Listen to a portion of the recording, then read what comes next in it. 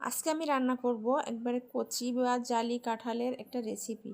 এটা রান্না করব মসুর ডাল দিয়ে, আর এটাকে আমরা এঁচোড়ের তরকারি বলে থাকি। আর এটা কাটার কিন্তু একটু বিশেষ টেকনিক আছে, কারণ কাঁঠালের যেহেতু আঠা থাকে, এই আঠা কিন্তু হাতে কিংবা বটিতে লাগলে কিন্তু বেশ ঝামেলা। তো এর জন্য আমি কি করেছি, সয়াবিন তেল হাতে এবং বটিতে মাখিয়ে নিয়েছি। এর ফলে কোথাও কিন্তু আটাটা আপনার লেগে থাকবে না। তারপরে এই যে কাঁঠালটাকে আর কি খোসাটাকে খুব সুন্দরভাবে, যাতে সবুজ অংশ না থাকে, এভাবে আমি ছাড়িয়ে নিয়েছি। তারপরে ভেতরের কোনো অংশই কিন্তু বাদ যাবে না, শুধুমাত্র উপরের, যেটাকে আপনারা কি বলেন জানি না, আমরা কিন্তু বুকো বলি।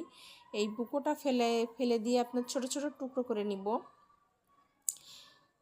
তো এটাকে কাঁঠালের তরকারি বা এঁচোড়ের তরকারি যেটাই বলেন না কেন, আমরা কিন্তু এঁচোড়ই বলে থাকি। আর এই যে সব সহ কাঁঠালের এই অংশটা খেতে কিন্তু বেশ ভালো লাগে এবং উপকারী।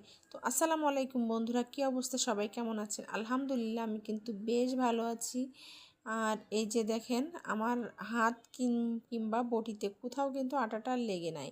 আর আপনি যদি এই তেলটা ব্যবহার না করেন, তাহলে কিন্তু আপনার হাত বটিতে সব জায়গায় আঠা লেগে যাবে। তো আমি আগেই পানিটা ফুটতে দিয়ে দিয়েছিলাম, আর এর ভিতরে যে কাঁঠাল আর মসুর ডাল, লবণ, মরিচ, একটু একটু হলুদ, সামান্য পরিমাণে একটু হলুদ আর কাঁচামরিচ, পেঁয়াজ দিয়ে আমি সেদ্ধই বসিয়ে দিব। আর এটা প্রায় 80% সেদ্ধই আমি এখান থেকে করে নেব। এখানে কিন্তু আমি কোনো প্রকার তেলটা আমি ব্যবহার করিনি। আর এর ভিতর দিয়ে দিয়েছি দারচিনি, তেজপাতা। এটা সেদ্ধ হয়ে গেলে তারপরে ফোড়নে আমি কিছু 2-3টার মতো শুকনো মরিচ দিয়েছি, পেঁয়াজ কুচি, তারপরে দিয়ে দিব এখানে আদা রসুন বাটা, এক কথায় জিরার গুঁড়া।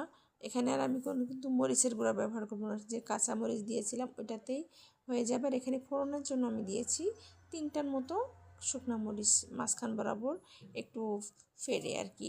তো মশলাটাকে খুব ভালোভাবে কষিয়ে, যে সেদ্ধ করা কাঁঠাল আর মসুরির ডাল একসাথে কিন্তু মাখো মাখো হয়ে গেছে, সেটা ঢেলে দিব। তারপরে এখানে কিন্তু এক্সট্রা আমি কোনো পানি দিব না। সেদ্ধর পরে যতটুকু পানি আছে এটা দিয়ে একটু শুকনো শুকনো করে কষিয়ে নিব খুব ভালোভাবে। আর এই পানিটা শুকাই গেলে আর সামান্য পরিমাণে একটু পানি দিব।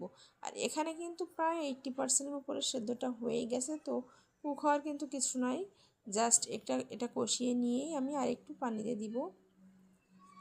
ঝোল না, ঠিক এটা হবে হচ্ছে মাখো মাখো। তো এই যে আমার কষানো হয়ে গেছে, আর আমি এখানে আরও কিছুটা পানি দিয়ে দিব।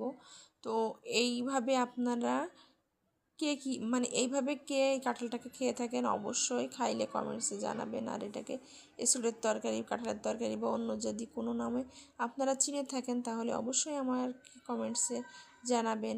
তো আমার এই যে এঁচোড়ের তরকারি কিন্তু রেডি। তো মসুর ডাল দিয়ে কাঁঠালে, মানে একবারে কচি কাঁঠাল, এইভাবে কিন্তু খেয়ে দেখতে পারেন, দারুণ টেস্ট হয় এবং ইউনিক একটা রেসিপি।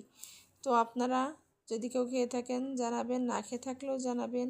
ধন্যবাদ সবাইকে। আমার রেসিপিটা কেমন হয়েছে অবশ্যই অবশ্যই জানাবেন। আর এটা খেতে কিন্তু দুর্দান্ত হয়, আপনি রুটির সাথেও খেতে পারেন, গরম গরম ভাতের সাথেও খেতে পারেন।